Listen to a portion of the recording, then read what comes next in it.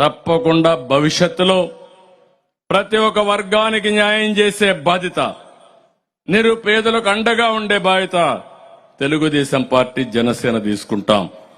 రైతులకు ఎన్ని కష్టాలు ఈ 5 ఏళ్లలో మామూలు కాదు. పండిస్తే పంటకు గిట్టుబాటు ధర లేదు, కొనే నాదుడు లేదు, కరువు వస్తే పట్టించుకునే పరిస్థితి లేదు, తుఫాను వచ్చినా పట్టించుకునే పరిస్థితి లేదు. చాలా సమస్యలు ఫేస్ చేశారు. 466 మండలాలు కరువు వస్తే 106 మండలాలని చెప్పి కేంద్ర సహాయం కూడా తీసుకొని దుర్మార్గమైన ప్రభుత్వం ఈ ప్రభుత్వం అని చెప్పి కూడా నేను మీకు తెలియజేస్తున్నా. అంగన్వాడీ అయితే దగ్గర 32 రోజులుగా ధర్నా వాళ్ళు నిరసన చేస్తామంటే కనీసం వాళ్ళు పట్టించుకున్న పాపాన పోలేదు. ఇవే కాకుండా ఇంకొక పక్క వీడికి వస్తే ఓసారి మనసు బాగా ఆందోళన ఆవేదన చెందే పరిస్థితి వస్తుంది. 5 ఏళ్లకు మునుపు కట్టిన బిల్డింగులన్నీ కడాన ఈ చట్టాలు ఏ విధంగా ఉంటాయంటే నేను దానికి మొన్న ఒక కథ చెప్పాను. భస్మాసురుడు శివుడిని వరవడగతాడు, పాపం బోళా శంకరుడు వరమిస్తాడు. ఇచ్చిన తర్వాత ఎవరి చేయి మీద ఎవరి నెత్తిపైన చేయబెడితే వాళ్ళు బూడిదైపోవాలని వరం. మీరందరూ ఇక్కడ ఆంధ్రప్రదేశ్లో ఉండే 5 కోట్ల మంది కూడా శంకరుడు మారిగా బోలా శంకరుడు మారిగా మీరందరూ కూడా వరం ఇచ్చేశారు, ఓటు ఇచ్చేశారు, ఓటు వేసేశారు. ఆ ఓటు వేసిన తర్వాత మీరు ఒక్కసారి ఆలోచిస్తే అందరి తల మీద చేయబెట్టాడు, అందరిని బూడి చేయడానికి. అప్పుడైతే ఆ భస్మాసురుడు శివుడైతే పారిపోయి దేవుడే పారిపోయాడు, మహావిష్ణు దగ్గర మొరబెట్టుకున్నాడు. నన్ను తప్పు అయిపోయింది, దుర్మార్గుడికి వరం ఇచ్చా కాబట్టి కాపాడనంటే ఆయన మళ్లీ చూస్తే మీరు మహిషాసుర మోహిని అవతారం ఎత్తి డాన్స్ చేసి వీడిని మెప్పించి వాడి చెయ్యి వాడిని తినిపెట్టుకునే పరిస్థితి తీసుకొచ్చి బూడి చేసే పరిస్థితికి వచ్చారు. అంటే భగవంతుడికే తప్పలేదు ఈ కష్టాలు. నేను అందుకే చెప్తున్నా, విష్ణుమూర్తి వచ్చి చేసే వరకు ఈశ్వరుడు కూడా దిక్కు లేకుండా పోయింది. ఇక్కడ ప్రజలు ఓటేసిన తర్వాత అందరి తల మీద చేయబెట్టాడు, పెడుతూనే ఉన్నాడు. ఇంకా బతికున్నాం, అక్కడ బూడిదైపోయారు కానీ ఇంకా జీవోత్సవాలుగా బతికున్నాం. అందుకే నేను అడుగుతున్నా, మళ్ళా మీకు ఒకే అవకాశం 87 రోజులు ప్రతి ఒక్కరుగా ఆలోచించుకుని కులాలకు అతీతంగా, మతాలకు అతీతంగా, ప్రాంతాలకు అతీతంగా అందరూ కలిసి ఒకే దారికి రావాలి. అది వైసీపీ విముక్త రాష్ట్రంగా తయారు చేసే పరిస్థితి మీరందరూ తీసుకోవాల్సిన అవసరం ఉంది. ఆ ఉద్యమానికే నేను గాని జనసేన గారు గాని మీకు ఇవ్వరు. ఇంకా 87 రోజులు ఓపి పట్టాలా, కోర్టుకు పోవాలా? మిమ్మల్ని అభినందిస్తున్నా. 5 ఏళ్లు పోరాడారు. ఇంతవరకు ప్రపంచ చరిత్రలో ఇంత పెద్ద పోరాటం ఎప్పుడూ జరగలేదు. అంత పెద్ద పోరాటం చేసిన ఇక్కడ రైతాంగాన్ని, ప్రత్యేకంగా ఆడబిడ్డల్ని మనస్ఫూర్తిగా అభినందిస్తున్నా. మామూలుగా జరగలేదు. కడాన మిమ్మల్ని చూస్తే ఇక్కడ అడుగడుగునా మిమ్మల్ని హింస చేశారు. ఇక్కడే మా పోలీసులు ఉన్నారు. పాపం వాళ్ళని నేనేం మాట్లాడను గాని వాళ్ళు చేసిన అరాచకాలైతే రాక్షసులు కూడా అంత అరాచకాలు చేయరు. అన్ని అరాచకాలు చేశారు ఈ పోలీసులే. రేపు మళ్ళా మీకు జిందాబాద్ కొట్టబోయేది కూడా ఈ పోలీసులే. తొందరలో వస్తారు మళ్ళీ మీ దగ్గరికి. వచ్చేట్టుగా చేస్తున్న అదే ప్రజాస్వామ్య విశిష్టత. నేను చాలా విన్నాను, చాలా చూశాను.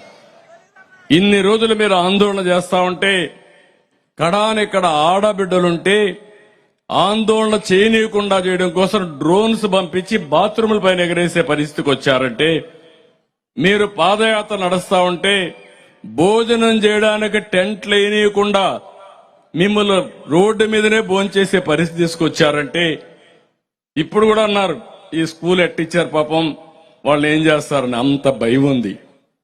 అంటే ఒక దుర్మార్గుడి పాలనలో వేరే రాజకీయ నాయకులు వచ్చి ఇక్కడ స్కూల్లో మీటింగ్ పెట్టాలన్నా భయపడే పరిస్థితికి వస్తున్నారంటే ఇవన్నీ కూడా మనం చూస్తే దీంట్లో ఆశ్చర్యం లేదు. ఇప్పుడే రామకృష్ణరాజు ఒక ఎగ్జాంపుల్ చెప్తున్నా మీకు. రఘురామకృష్ణరాజు ఆయన ఈరోజు రఘురామకృష్ణరాజు ఒక ఎంపీ అరెస్ట్ చేసి ఆయన విభేదించాడని విమర్శించాడని అరెస్ట్ చేసి పోలీస్ స్టేషన్ లో సిబిసిఐడి పోలీస్ స్టేషన్ లో విపరీతంగా కొట్టి మళ్లీ అతన్ని జైలుకు పంపించారు. ఆ రోజు మీరు చూస్తే ఎంత భయంకరంగా సిచ్యువేషన్ అంటే మేమందరం బయట ఉన్నాం. ఇక్కడ నేరుగా హైకోర్టుకు వెళ్ళాం, సుప్రీంకోర్టుకు వెళ్ళాం, ప్రెసిడెంట్కి లెటర్ రాశా, ప్రైమ్ మినిస్టర్ లెటర్ రాశా, గవర్నర్కి లెటర్ రాశా, అయినా కూడా కొట్టారు. కొట్టిన తర్వాత ఆయన్ని మళ్లీ సుప్రీంకోర్టు ఇంటర్ఫియర్ అయ్యి హైదరాబాద్ మిలిటరీ హాస్పిటల్కి పంపించి హైదరాబాద్ మిలిటరీ హాస్పిటల్లో సర్టిఫికెట్లన్నీ తీసుకుని ఆయన కొట్టిన మాట వాస్తవాన్ని ధృవీకరించారు. ధృవీకరించిన తర్వాత సుప్రీంకోర్టులో వేశాడు మళ్లీ ఆ కేసు. ఇంకా ఆ కేసు అట్లే పెండింగ్ ఉంది. ఒకసారి హైదరాబాద్ నుంచి ప్రధానమంత్రి గారు వెస్ట్ గోదావరిలో ఆయన నియోజకవర్గంలో మీటింగ్ పెడితే ఆ మీటింగ్కి వస్తున్నాడు. మీటింగ్కి వస్తా ఉంటే అల్లూరి సీతారామరాజు గారి యొక్క విగ్రహావిష్కరణ కోసం ప్రధానమంత్రి వస్తే ఆ మీటింగ్కి పోవాలంటే ఆయన ఎక్కిన ట్రైన్ ఏం చేస్తారో తెలియకుండా చంపేస్తారనే భయంతో మళ్ళా మధ్యలో దిగి పారిపోయాడు. అప్పటి నుంచి ఇక్కడ రాకుండా ఒక ఎంపీ ఈ రాష్ట్రంలో వాళ్ళ ఊరికి కూడా రాకుండా నియోజకవర్గానికి రాకుండా 5 ఏళ్లు ఢిల్లీలో ఉన్నాడు. నిన్న మళ్ళా వాళ్ళ ఊరికి పోవాలంటే హైకోర్టుకు వచ్చి నన్ను అరెస్ట్ చేయకుండా ఒక ఉత్తర్వు ఇవ్వమంటే, ఒకవేళ అరెస్ట్ చేయాలంటే 41A ఇచ్చిన తర్వాత అరెస్ట్ చేయమంటే మొట్టమొదటిసారిగా 5 ఏళ్ల తర్వాత లాస్ట్ లో ఈ రోజు హైకోర్టు ఆర్డర్ తో వాళ్ళ ఊరికి పోయాడంటే ఒక ఎంపీ. Can you imagine? మొన్నే ఒక అతను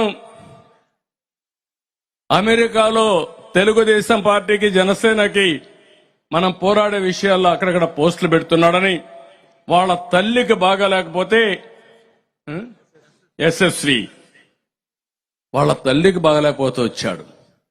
వస్తానే ఆయన్ని అరెస్ట్ చేశారు ఎయిర్పోర్ట్ లో. అరెస్ట్ చేసిన తర్వాత పాస్పోర్ట్ లాక్కున్నారు. ఆ పాస్పోర్ట్ లాక్కుంటే కోర్టుకు వచ్చి పాస్పోర్ట్ మరి లాక్కున్నారంటే చెప్పారు. 41A నోటీసులు మేమందరం పోయినాక పంపించారు. మళ్లీ తిరుపతిలో కేసు ఇచ్చారు. మళ్ళా అక్కడికి రమ్మని అమెరికాకు పోకుండా అడ్డుపడి ఆయన పాస్పోర్ట్ కూడా లాక్కొని హైకోర్టు చెప్పినా వినలేదంటే ఏమన్నాలో మీరే ఆలోచించండి. ఈ రోజు ఇక్కడుంది, ఈ బిల్డింగ్లన్నీ ఉన్నాయి, మీరు చూస్తున్నారు.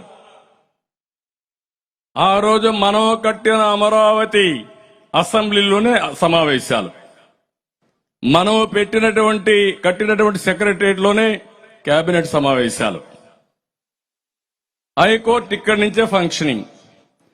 వీళ్ళ కోసం మామూలుగా ఇన్ని జరుగుతా ఉంటే, అరాచకాలు జరుగుతా ఉంటే కోర్టులు కూడా ఏమీ చేయలేని నిస్సహాయ స్థితికి వచ్చాయంటే ఎంత ఆశ్చర్యం వేస్తుందంటే, ఇక్కడే రోడ్డు వేస్తే ఆ రోడ్డు మట్టి కూడా దూకొని పోయే పరిస్థితికి వచ్చారు, మెటల్ దూకొని పోయే పరిస్థితికి వచ్చేశారు.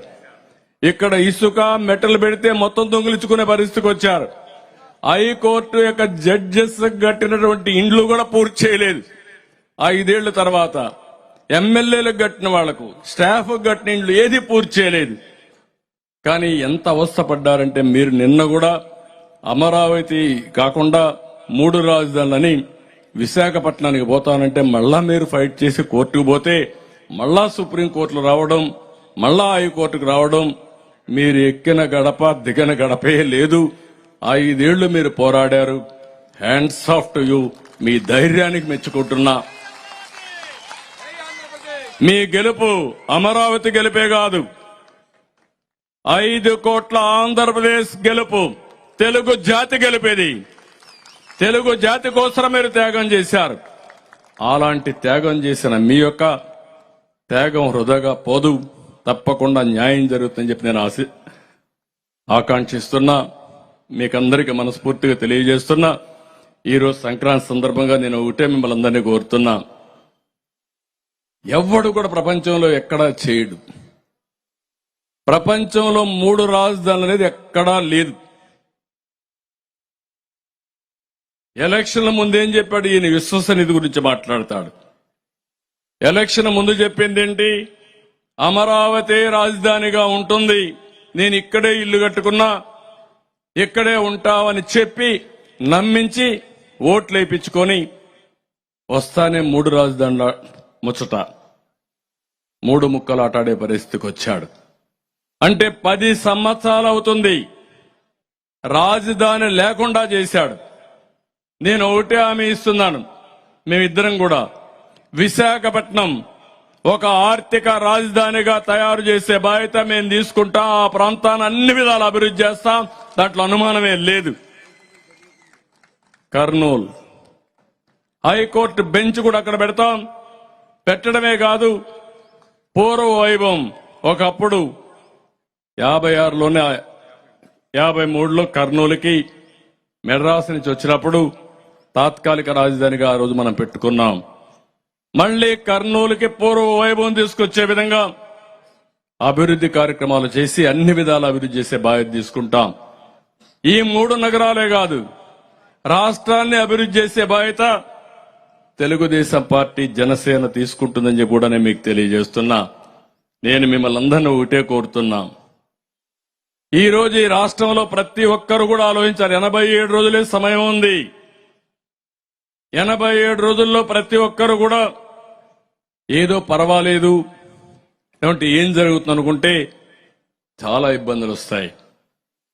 ఈ రాష్ట్రాన్ని మళ్లీ పునర్నిర్మాణం చేసుకోవాలి. ఏదో నాకేదో అధికారం కోసమో పవన్ కళ్యాణ్ అధికారం కోసం కాదు, తెలుగుదేశం జనసేన కోసం కాదు, తెలుగు జాతి కోసం, 5 కోట్ల జనాభా కోసం, మీ భవిష్యత్తు కోసం, మీ పిల్లల భవిష్యత్తు కోసం రాష్ట్రం మొత్తమే ఆలోచించాలి. ఇక్కడుండే అమరావతి రైతులే కాదు, అమరావతిలో ఒక వర్గం కాదు, ఒక కులం కాదు, ఒక గ్రామం కాదు, అన్ని వర్గాల కోసం, అన్ని వర్గాల భవిష్యత్తు కోసం మీరు ఆలోచించాల్సిన అవసరం ఉంది. అందుకే సంక్రాంతి నేను చాలా స్పష్టంగా చెప్పాను, ఒక సంకల్పం చేయాలి. ఈరోజు తెలుగు జాతి అన్ని విధాల ముందుకు పోయే పరిస్థితికి వచ్చింది. ఈరోజు తెలంగాణ హైదరాబాద్ ఉంది. ఆ రోజు వేసిన ఫౌండేషన్ ఎన్ని రోజులు? 25 ఏళ్లు 30 ఏళ్లే. ఈరోజు హైదరాబాద్ మీరు చూస్తే ఎక్కడికో వెళ్లే పరిస్థితి వచ్చింది. దేశంలోనే ఎక్కువ ఆదాయం వచ్చే రాష్ట్రం, తలసరి ఆదాయం వచ్చే రాష్ట్రం తెలంగాణ రాష్ట్రంగా తయారైందంటే దానికి కారణం హైదరాబాద్. దాంట్లో సైబరాబాద్ తీసుకొచ్చాం, నాలెడ్జ్ ఎకానమీ పోయాం.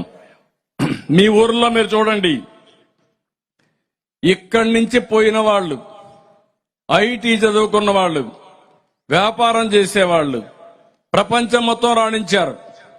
కానీ ఈ రాష్ట్రంలో మాత్రం రాణించలేకపోయాం. కాబట్టి మా ఇద్దరు ఆలోచన కూడా ఒకటే, తెలుగువారు ప్రపంచం అంతా కూడా నెంబర్ 1 గా ఉండాలనేది మా ఆకాంక్ష. 2047కి ప్రపంచంలో ఎక్కడ చూసినా తెలుగు జాతి నెంబర్ 1 గా చేయడం మా ధ్యేయం, మా ఆశయం. ఇది జరుగుతుంది. అదే సమయంలో ఈ రాష్ట్రాన్ని కాపాడుకునే బాధ్యత మా ఇద్దరిపైనే కాదు, తెలుగుదేశం జనసేన కార్యకర్తలపైనే కాదు, ప్రతి ఒక్కరిపైన ఉంది. ఇప్పటికైనా పోలీసు వ్యవస్థ కూడా మారాల. ఇంకా కూడా మారకపోతే మిమ్మల్ని దేవుడు కూడా క్షమించడు. నేను చాలా స్పష్టంగా చెప్తున్నా, అపీల్ చేస్తున్నా, గట్టిగా కూడా చెప్తున్నా. నేను కూడా 14 ఏళ్లు మిమ్మల్ని చూశా. మీరెప్పుడు కూడా దుర్మార్గుడి చేతల్లో బలైపోయారు, అప్రతిష్ట పాలు తెచ్చుకున్నారు. ఈ రోజైనా సంక్రాంతి సంకల్పం చేయండి. ఈ రాష్ట్రంలో మొట్టమొదటిసారిగా సంక్రాంతి సంకల్పం చేయాల్సింది మా పోలీసు వాళ్ళు చేయాల. మీ పిల్లల కోసం మీరు ఆలోచించుకోండి. మారండి. మారకపోతే ప్రజాస్వామ్యం మిమ్మల్ని కూడా మారుస్తుంది, ప్రజలే మిమ్మల్ని మారుస్తారు, మిమ్మల్ని వదిలిపెట్టరు.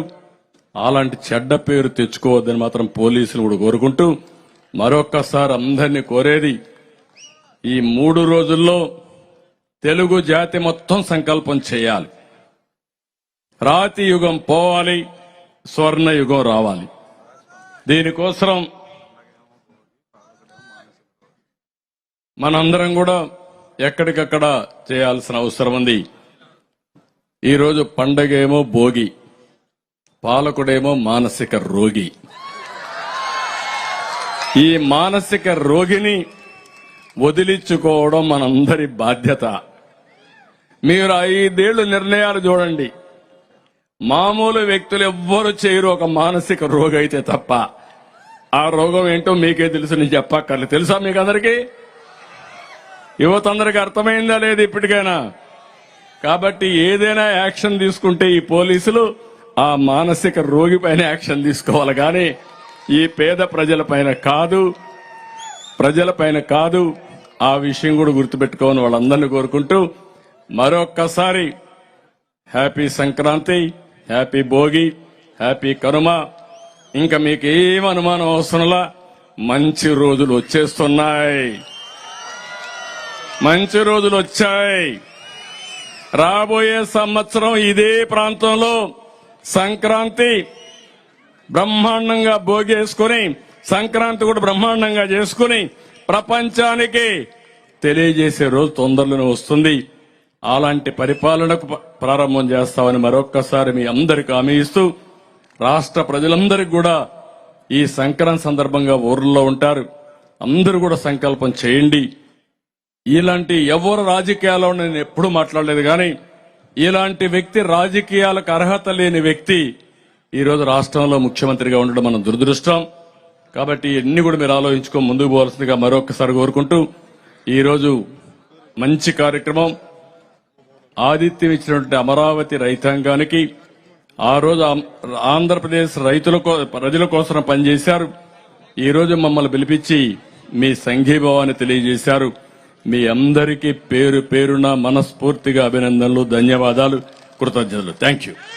ఈ వీడియో కనుక మీకు నచ్చినట్లయితే లైక్ చేయండి, షేర్ చేయండి, కామెంట్ చేయండి మరియు సబ్స్క్రైబ్ చేయండి. చూస్తూనే ఉండండి లిమ్రా టీవీ.